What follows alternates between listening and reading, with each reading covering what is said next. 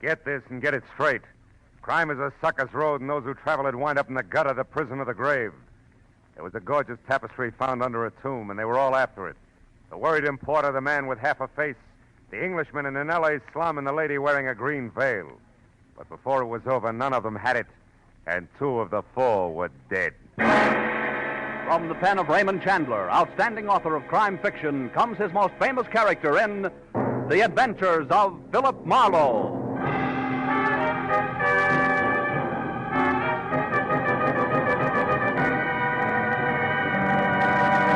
Now, with Gerald Moore, starred as Philip Marlowe, we bring you tonight's transcribed story, The Baton Sinister.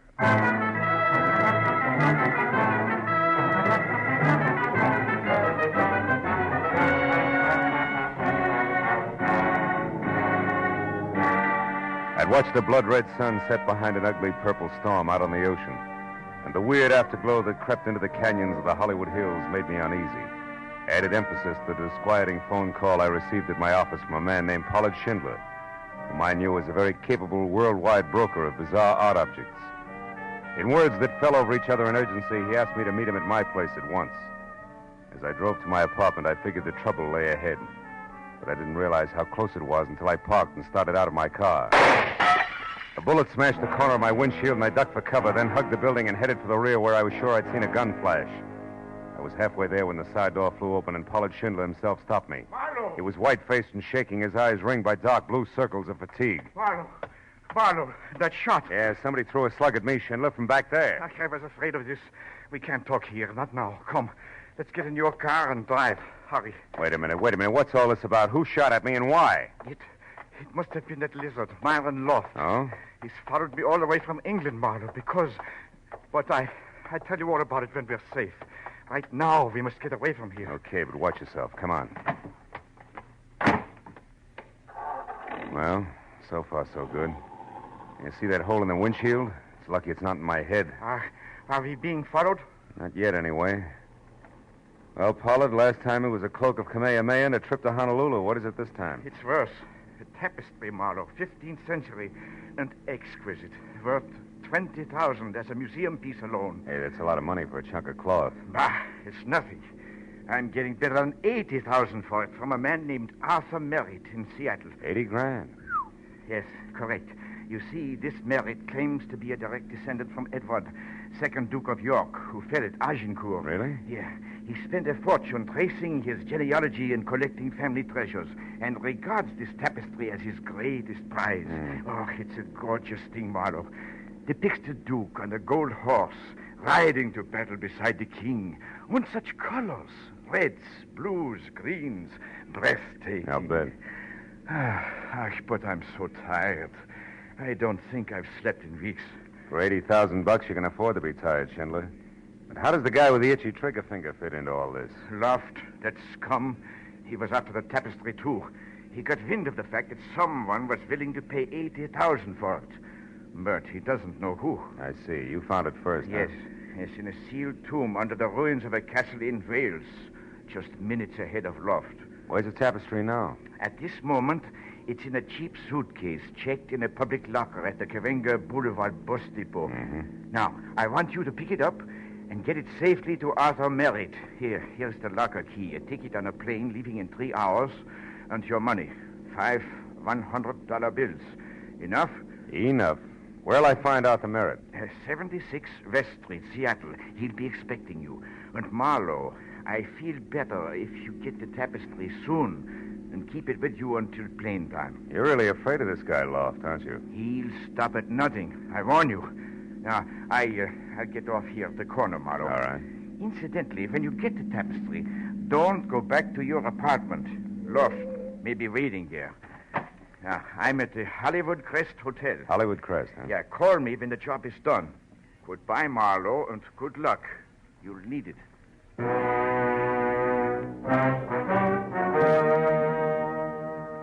The key Schindler left was numbered 410, so I drove to the bus station and went in. A casual walkthrough showed me that locker number 410 was the last on the left. Then I ambled over to the lunch counter, ordered a sandwich and coffee, and sat down to case the rest of the customers. Finally, I spotted him. A dark man in ragged clothes with a profile out of Western Asia who was also watching number 410. The profile glanced around nervously and looked away fast when he caught me watching him. I eased the key to 410 out of my pocket and slipped it under my sandwich. Told the waitress I'd be right back and started toward him. He saw me coming and made for the back exit, broke into a run. When he got to the door, we played follow the leader down the tunnel to the alley behind the bus barn and around a corner. There the game stopped.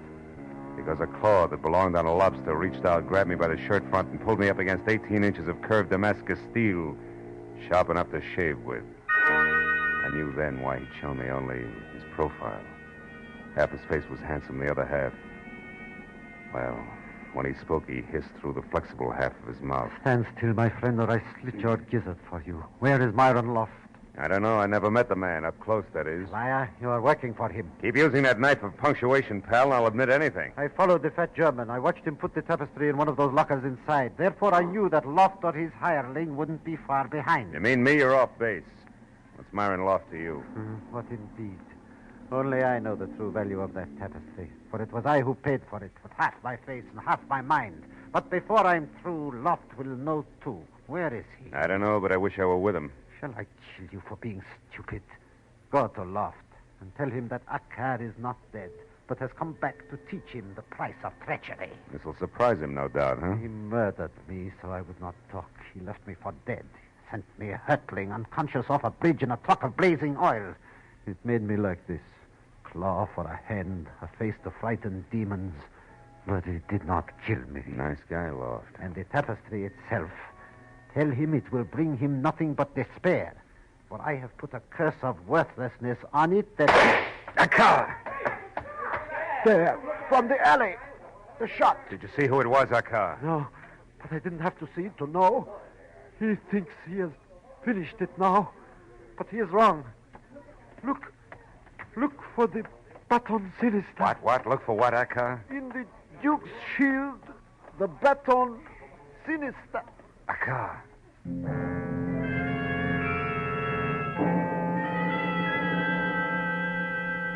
The words Baton Sinister, whatever that meant, on his twisted lips. The twisted little man died. I walked back carefully the way I'd come, but life in the bus depot was going on as usual. The waitress gave me a hard eye when I sat down at the lunch counter again, and the mirror over the back bar told me why. I was pasty green from eyes to mouth. The thought that death in an alley still did that to me was strangely gratifying. I got the key from under the sandwich, dropped the buck on the counter, and then went to locker 410 and opened it. Schindler's tattered suitcase was there. I picked it up, took it over to a stall phone, and sat on it while I put in a call to Lieutenant Matthews at Homicide. Oh, say that again, Marlowe. I don't think I heard you right. Yes, you did, Matthews. I said a man with half a face named Akkar was shot in the alley back of Cahuenga Bus Depot. Probably because he knew too much about a tapestry. Yeah, that's what you said the first time. Oh, who did it? You got any ideas? Well, it could be a guy named Myron Loft. That's all I know about him, just a name. Okay, I'll send somebody. Stick around, will you, Phil? Hey, Lieutenant. Yeah. You happen to know what a Baton Sinister is? Spell that for me, will you, Phil? Never mind, Matthews. I'll call you again before I leave.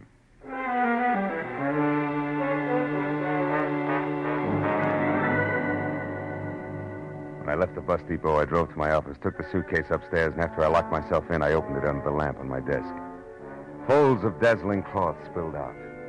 I remembered Schindler saying Duke was riding a gold horse, so I looked for that. Yeah, it was easy to spot. And from there, I located his shield. It was deep blue with 3 white roses on one side and a red lion on the other, and in the center, pointing diagonally from upper right to lower left, was a thin line of still deeper blue. That was all I had a chance to see. Because a hand in a rubber glove clamped a wet cloth over my face, and the sickly, sweet odor went through me. Like warm oil through a paper bag.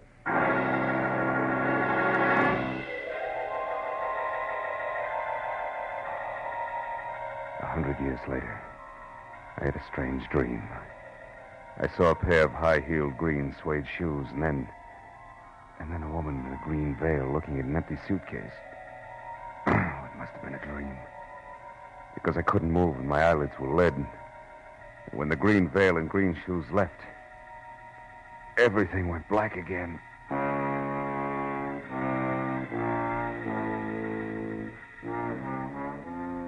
Next time it was no dream. I was face down on my office carpet alone and very sick to my stomach. I'd been chloroformed.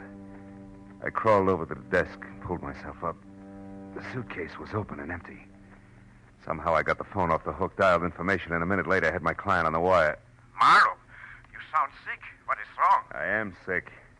You're going to be too, Schindler. Your tapestry's gone. It was stolen. Gone? Stolen? Yeah. Oh, no, it can't be. You blundering, stupid fool, Marlowe. Why did What you... did you say? I'm sorry, Phil. Screaming in hysteria won't get it back, will it? No. How did it happen? Well, I brought it up here to my office, but somebody was always in here laying for me. I was chloroformed and out for about half an hour. When I came to, it was gone. Now, listen. You know a man named Akar, horribly scarred from burns? A car? No. Why? Did he get it? Yeah, not the way you think. He was killed at the bus station. What? Killed? Good heavens.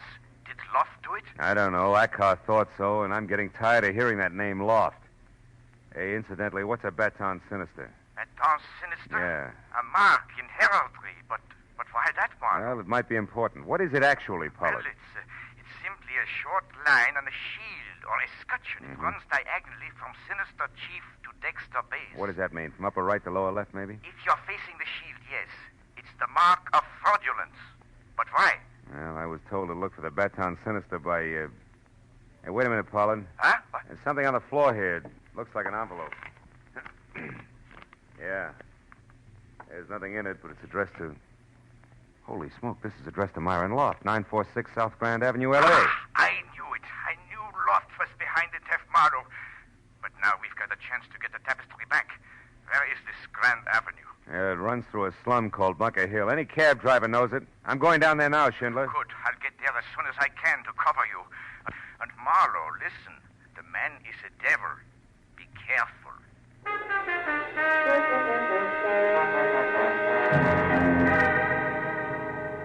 Bunker Hill stuck up above downtown L.A. like a wart on a debutante's hand. The big street that had tunneled under it or bypassed it years ago left it nothing more than a dingy, isolated attic where the city's worn-out cast-offs finally end up to die. And the big hotels that open on the swank street below had all carefully turned their backs on the hill.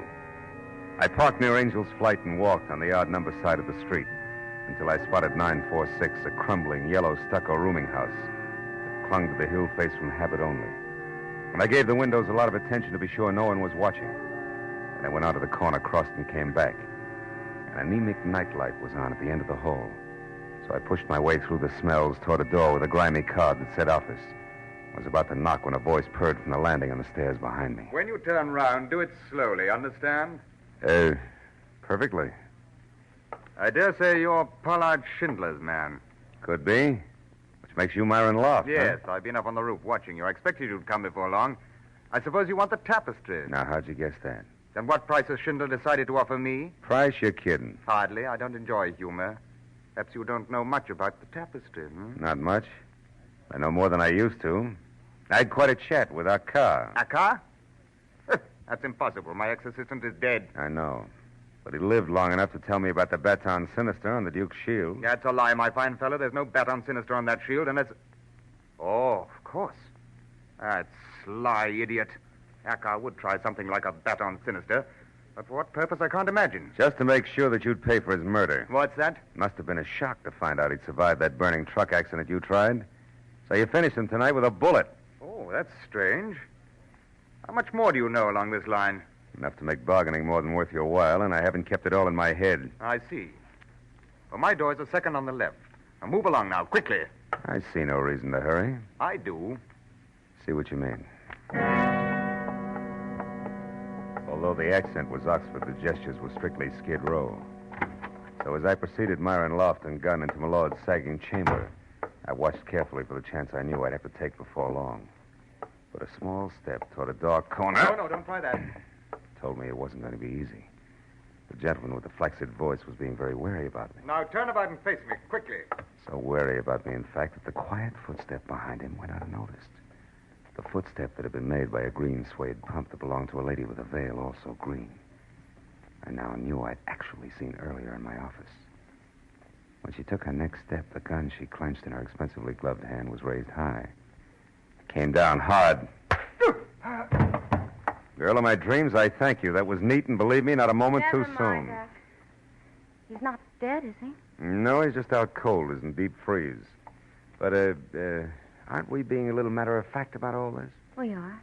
Did you expect tears? Well, from the veil, yes. That's where I'm probably being misled.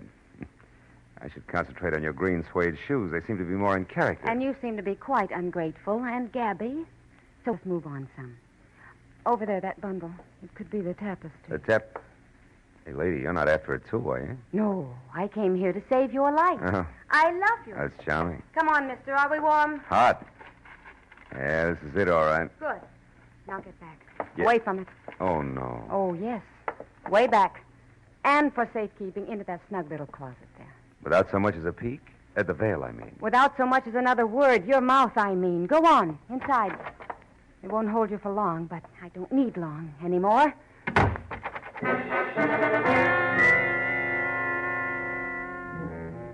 She was so right. Didn't hold me for long. Because even a misplaced hiccup could jar loose most any given segment of Bunker Hill construction. However, by the time I got to the street, it was lady with veil and bundle tucked underneath her arm climbing into a cab. And only a tail light skidding out of sight around a corner. So I played the only bet left. She departed in a cab. Maybe she'd arrived in one. And maybe that one was still in line at the hack stand across the street at the back of the hotel. At number 4, I connected. Yeah, sure. The doll with a veil. I brought her here. Why? What's it mean to you? Everything. She's my long-lost sister. Where'd you pick her up? I can't remember. Okay. Here's 5. Now try it. Sure. It was the Sunset Gardens Hotel, Villa 12. Witches around on the side. But you know what else? No, what else? I'll bet this 5 she ain't really your sister at all. I'll bet she's really your wife. Oh, you're so wrong. She's really typhoid Mary, Jack. You better fumigate fast, both inside and out. Huh? Goodbye.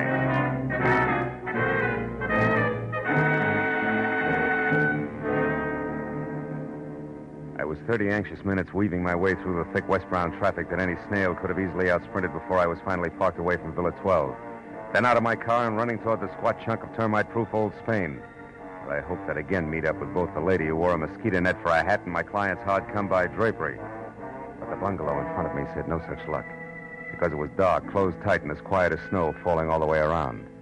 Until I was in the back, where each villa had its own junior picnic grounds, complete with barbecue pit. Then from somewhere behind me, I heard it.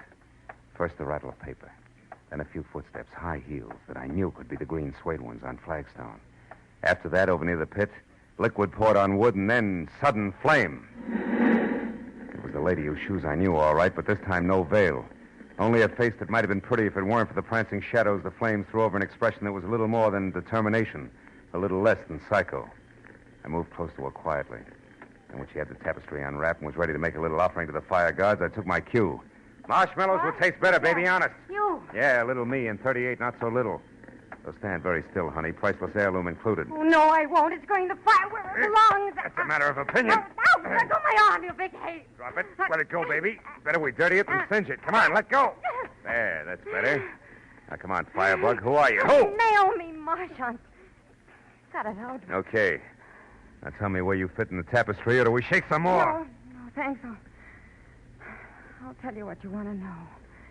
Who are you? Name's Philip Marlowe. Cop? No, a private detective hired to babysit with the tapestry. Let's not change the subject. Okay. Getting there. I'm Arthur Merritt's niece, Anne Solaire. The guy in Seattle who's waiting for me to deliver this item is your uncle? Uh-huh, my uncle, the jerk. Now, wait a minute. Let me get this straight. You steal the tapestry, risk your life, play with guns, and with people who only play for keeps. Also, you can get a chance to burn $80,000 worth of fancy needlework. Listen, my uncle has been throwing away his money on antiques, and all he's got left of $500,000 is $100,000. I don't want 4/5 of that used for this stinking substitute for wallpaper. Anything else? Yeah. How long you been working on this project, this Operation Arson? A week. Came down from Seattle when I learned that the man my uncle was dealing with was named Pollard Schindler. You can fill it in from there. Now, do you mind if I leave? I'm looking forward to bed and a good cry. $80,000 worth. Do I go? Yeah, on one condition. Your gun, baby. It stays.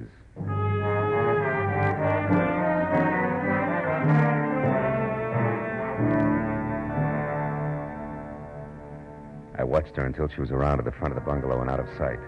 And I grabbed up the tapestry, started to fold it when a sudden flare from the fire threw a crazy spurt of light over the material on my arm. And I saw that on the shield that the Duke of Kent carried, there was no Baton Sinister. This was not the same tapestry I'd examined in my office. And right then, just to make things all the merrier, I once again heard from Naomi Martin. On the even chance that this was a trap, Naomi playing possum with healthy lungs, I ditched the tapestry in a nearby clump of trees, then gun in hand ran for the front door of Villa 12. I got there just as the gray convertible lights out roared off and Naomi was climbing back onto her feet. What took you so long? Now listen, you, the real tapestry, where is it? Oh, no, you're kidding. Baby, that number you just tried to burn is not the one I started out with tonight. It's minus Baton Sinister. Minus who? What are you talking about? Just this. Maybe you still have the tapestry and the routine with the flames was done with a phony and strictly for my benefit. And maybe you're nuts. Now you listen. What I told you before was the truth, nothing but. However, if it happens to work out that I walked off with a phony and you did likewise, I'm sorry. I'll bet. For the time being, I'll buy it that way. Now tell me what went on here. I was about to unlock the door when it happened. A hand with a rubber glove grabbed me. Wait a minute. Rubber glove? Rubber glove? Do we say everything twice? Whoever it was obviously didn't want to leave fingerprints. Oh, the smell of chloroform on his hands. Hey, come to think of it, I did get a whiff of something funny. How do you know about that? In my office when the tapestry was... Wait a minute, you were there. Didn't you get a look at him? No, there was only a single light on, and you were already out cold when I got there. Yeah, but you must have seen something. Sure, stars. After he took the tapestry, then laid an envelope of some kind next to you, I told him to reach way up. He got me piled into a heap on your office floor. The envelope he made ran. next to me. I followed, but I lost it. Hey, hold it. Back up, Naomi. What? Did you say he placed that envelope there next to me? That's what I said. See what I mean? We Cut it out, repeat baby. I've got an idea, a thought. About a Baton Sinister and what's really going on. Also, it just occurred to me that Myron Loft might not remain unconscious forever. And that my client was going to cover me at Loft's place on Bunker Hill. Wait, where are you going, Marlowe? Once I pick up the tapestry I just hid, which may not be a phony, back to Bunker Hill. So long, kid.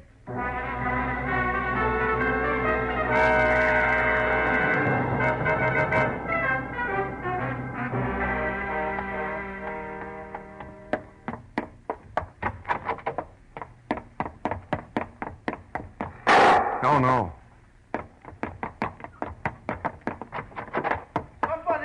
Somebody call the police. Marlowe! Oh, Marlowe, thank goodness you're here. I just shot Myron Loft. You did what, Schindler? Yes. Gott im Himmel. Dead Marlowe. Hey, for the love of Pete, what's going on in this joint? Nothing you can help, sweetheart. Oh, okay, Bright Eyes, but try to hold it down, will you? It was terrible, Marlowe. I came to this place after I didn't hear from you and found out which room Loft had. When I went in, he was on the floor, unconscious. So I started to look around for the tapestry. In the meantime, Loft came to, got hold of a gun and rushed you. Is that it? Yes. We struggled, and then the gun went off. Oh, Marlowe, what should we do now? Call the police? Yeah, I'll take care of it. You go back into the room there and don't touch anything and see that nobody else does. All right, Marlowe. But you have the tapestry? Yeah, I got it, Schindler. Safe and sound. Your worries are over.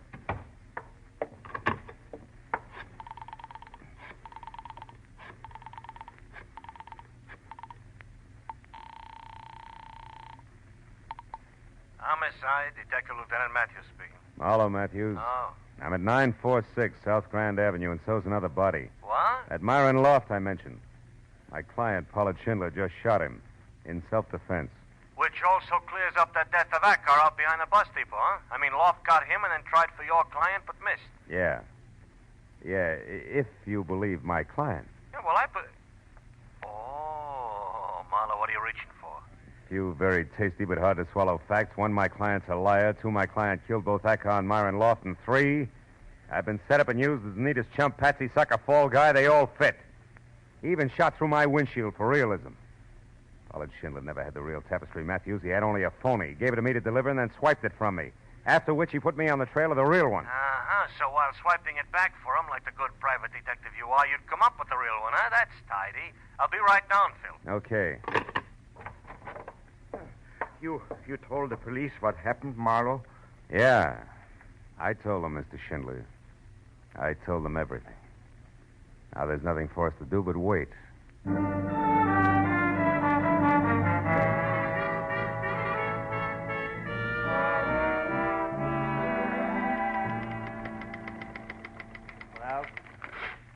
That does it, Lieutenant. 7 full pages of confession from Mr. Pollard Schindler, a very crafty bird. Yeah, thanks, Mooney. Oh, bring that girl in a couple of minutes, will you? All right, Lieutenant. Well, Phil, here it is, the whole story. Yeah? Yeah, look, Pollard Schindler went after the tapestry in England, but Myron Loft got there first. However, Schindler was the one who knew where he could sell it way above museum price, so Loft had a duplicate made up and saw to it that Schindler stole it from him. And it was Akar who added the Baton Sinister, the mark of fraudulence in heraldry, to the fake tapestry. Yeah. But I still don't clearly follow the rest of it, Phil. I mean, here in L.A., you know? Oh, well, it wasn't much of a change. Another verse, same song. Loft stayed close to Schindler all the way back from England. Yeah? And he watched and he waited until he figured that Schindler was ready to close his deal, you see. Yeah. Then he stepped forward and announced that the tapestry Schindler had was a phony. Oh. And that he'd given the real one for a healthy cut of the sale price. Uh-huh. And Loft couldn't go to Merritt direct because he didn't know who Merritt was. Sure. Oh. And from there it was me, the patsy, with the best of references. Oh. That do it for you? Yeah, just about. Schindler killed Akar, whom we didn't expect in the scene, and Loft, who he did, so neither one could spill to you. That's right. Now it... yeah, come in. Now, when did you... Oh, just a minute, Miss Marchand, please. When did all this come across to you, Phil? When I got mixed up with the lovely lady here. She told me that the man who had chloroformed me in my office had carefully placed an envelope on the floor next to me. An envelope I later took as a clue. From that switch, I started to look around for others. Oh, great. Hooray for Campfire Girl me. What kind of a medal do I get? Yeah, you get a pretty nice one, Miss Marchand, thanks to Marlowe. You get freedom. You know, we could prefer charges against you. Like what? Like what?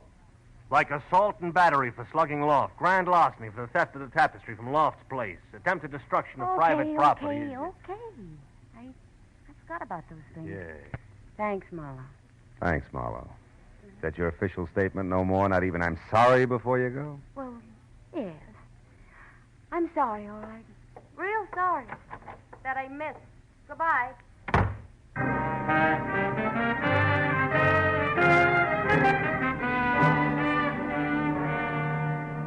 It was another hour, and my signature was on another dozen official papers before I was free to leave Matthews, who kept the real tapestry but gave me the one we got back from Pollard Schindler, the one with the Baton Sinister on it as a souvenir. So by the time I got back to my apartment, it was pushing 4 o'clock in the morning, and I was tired. Tired of a night that had been jammed full of crooked people who had taken crooked paths half across the world, chasing a buck. So tired, in fact, that I didn't notice Naomi Marchand leaning across the door opposite mine until she spoke. Marlowe, we could take that tapestry you have there, even if it's a phony one, and fly to Seattle and sell it to Uncle Arthur before he knows anything about what happened here. Marlowe, we could... Marlowe? No. Marlowe. Go away now. There was only one thing to Marlowe. do. Put both hands firm on her Marlowe. shoulders, spin the girl around, and Marlowe. across my knees. Don't you thank me! Oh, well. I was too tired for even that.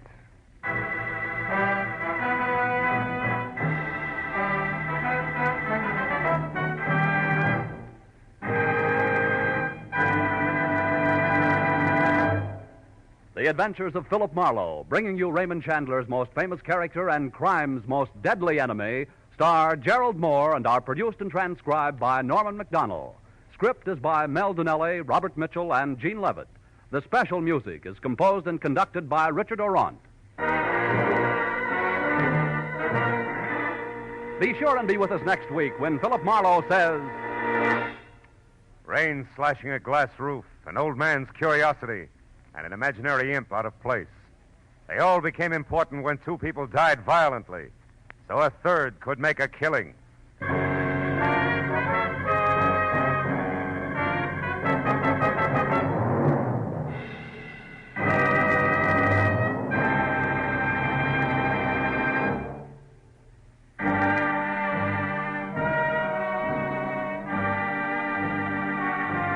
Paul Masterson speaking.